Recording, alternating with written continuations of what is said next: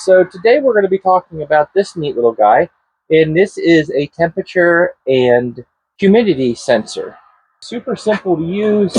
I'll go ahead and you just turn it on using the power. It takes two AAA batteries.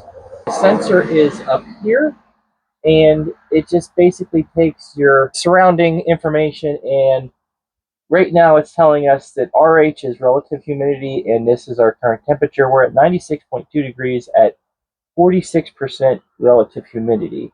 Now, if I click select, this is going to be your dew point temperature. The relative humidity stays the same. This is W for wet bulb temperature.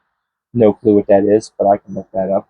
And that's at 84.9. And you can see it going up and down, and that's because it's doing live readings. It takes a little bit while. We had it inside, and it was like 76 degrees, I think, inside. And whenever I came outside, it took a couple of minutes for it to check out.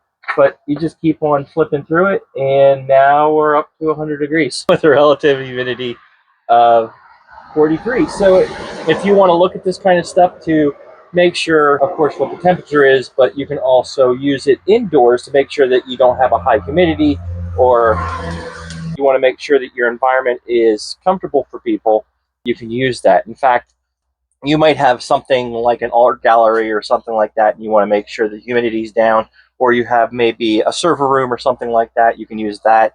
In fact, there's a neat little table here, and that gives you some ideas of where humidity should be. Things like library, art gallery, museum, working environment, storage environment, dairy productions. So not only is this possibly personal, but you can also use it for things in a business environment. So check this out. It's kind of cool. It seems to be pretty spot on. It's really hot out here today, so I'm going to go back inside. Check it out.